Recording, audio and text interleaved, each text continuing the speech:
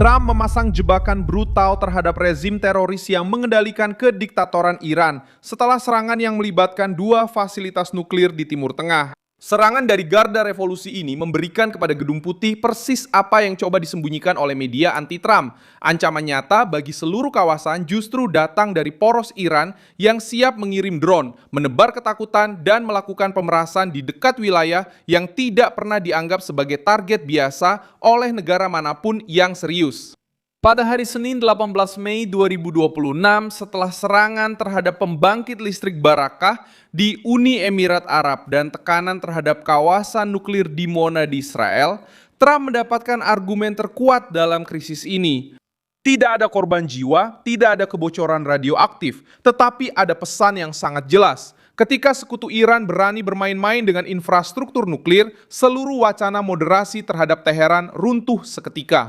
Dan disitulah Trump menutup jebakannya. Dan jika Tiongkok atau Uni Eropa meminta untuk tenang tanpa mengutuk dengan tegas, Trump menunjukkan kepada dunia siapa yang ingin berpengaruh tanpa tanggung jawab. Saya akan segera memberitahu Anda semua itu, tapi sekarang Anda pasti ingin berlangganan saluran ini agar tetap mendapatkan informasi terbaru, informasi secara real time, dengan kualitas jurnalistik terbaik yang pernah ada sesuai standar kredibilitas Alves. Serangan di Barakah terjadi di barat Uni Emirat Arab, dekat perbatasan dengan Arab Saudi. Menurut otoritas setempat, 3 drone memasuki area tersebut. 2 berhasil dinetralkan dan 1 berhasil mengenai generator listrik di luar perimeter dalam pembangkit listrik. Api berhasil dikendalikan, tidak ada korban jiwa, tidak ada yang terluka, dan tingkat radiasi tetap normal. Badan Energi Atom Internasional melaporkan bahwa generator diesel mulai memasok listrik ke unit 3 pembangkit listrik tersebut dan meminta semua pihak menahan diri secara militer di dekat fasilitas nuklir manapun. Trump melihat ini sebagai celah sempurna untuk membalikan keadaan. Musuh mencoba menunjukkan kekuatan, tapi justru memberikan bukti. Jika drone mendekati pembangkit listrik tenaga nuklir di negara sekutu Amerika Serikat, maka diskusinya bukan lagi tentang moderasi terhadap Teheran. Diskusinya berubah menjadi siapa yang masih akan membela rezim yang dikelilingi oleh milisi, ancaman, dan pemerasan regional. Pada titik inilah Trump memasang jebakan. Dia memaksa setiap pemerintah, setiap diplomat, dan setiap presiden yang suka mengomentari anti-Trump untuk menjawab apakah mereka menerima atau tidak serangan di dekat fasilitas nuklir. Uni Emirat Arab menyebut insiden tersebut sebagai eskalasi yang berbahaya dan mengatakan mereka memiliki hak penuh untuk merespons serangan teroris. Teheran mulai menargetkan negara-negara Teluk yang menjadi tuan rumah pangkalan Amerika, termasuk infrastruktur sipil dan energi. Artinya, Barakah tidak muncul begitu saja. Pembangkit listrik itu masuk dalam rangkaian tekanan terhadap sekutu-sekutu Washington. Tanpa kebocoran radioaktif, Trump tidak perlu bertindak secara impulsif. Dengan pembangkit listrik yang tetap aman, dia mendapatkan waktu untuk menekan Iran, Tiongkok, Uni Eropa, dan sekutu-sekutu di Teluk tanpa terlihat putus asa. Kesalahan musuh menjadi amunisi. Kepanikan itu menjadi argumen, provokasi menjadi pembenaran untuk memperketat pengepungan. Pada bulan Maret, seorang pejabat militer Iran yang dikutip oleh kantor berita semi-resmi ISNA mengancam akan menyerang fasilitas nuklir Israel di Dimona jika Israel dan Amerika Serikat berusaha melakukan perubahan rezim di Iran. Setelah itu, dalam perang itu terjadi serangan-serangan Iran di dekat wilayah nuklir Israel. Sementara video palsu beredar mencoba menjual gagasan tentang kehancuran fasilitas tersebut. Pemeriksaan fakta dari Reuters sendiri menunjukkan bahwa gambar-gambar yang digunakan di media sosial adalah gambar lama dan tidak menunjukkan serangan nyata terhadap Dimona. Itu penting, karena ini menunjukkan metode lain dari poros Iran, ancaman militer, kekacauan informasi, dan perang psikologis secara bersamaan.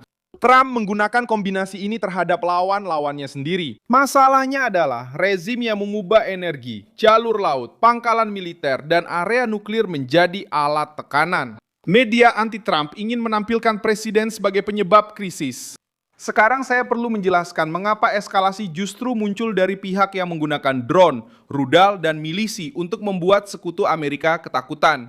Momen ini juga berdampak pada Tiongkok. Trump berbicara dengan Xi Jinping selama minggu ini. Jika Beijing ingin tampil sebagai kekuatan yang bertanggung jawab, mereka harus menunjukkan bahwa mereka bisa menahan Teheran.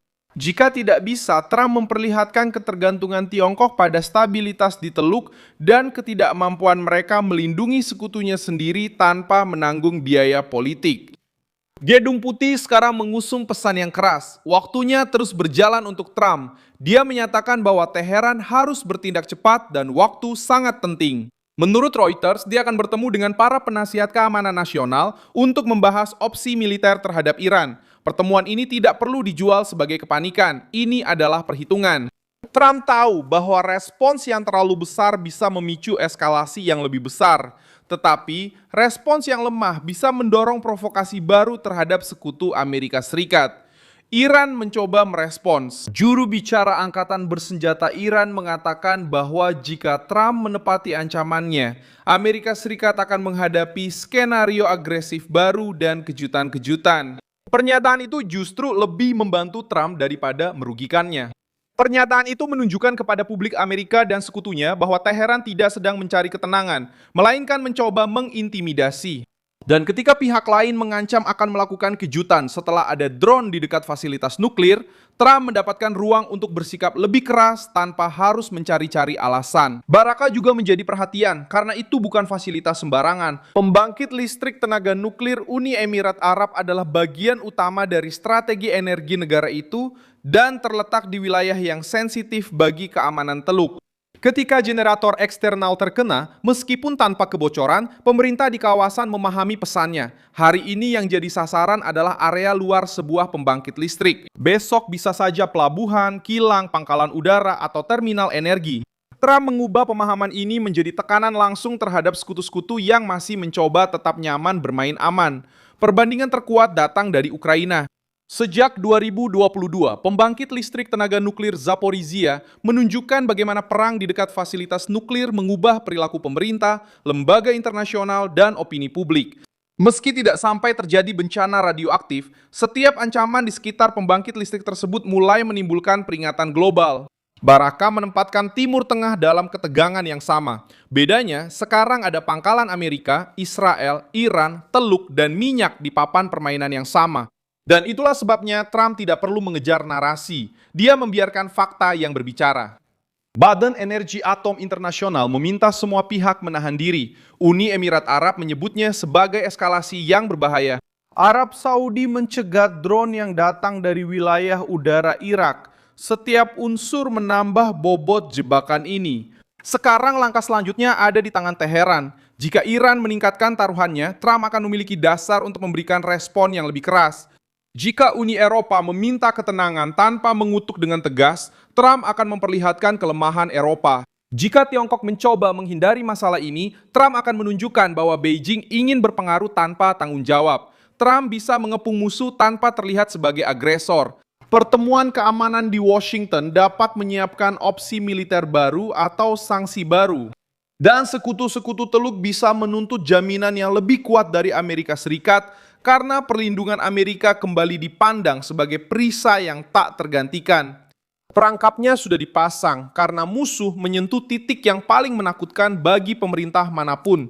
Keamanan nuklir, energi, dan kelangsungan hidup regional secara bersamaan. Saya Milson Alves, seorang internasionalis, dan tujuan saya adalah membuat Anda tetap terinformasi dengan kebenaran setiap hari. Tautan berita ada di deskripsi video. Berikan like pada video ini. Berlanggananlah ke kanal ini, dan di akhir, lihatlah komentar-komentar agar Anda bisa lebih terlibat dengan komunitas Wilson Alves.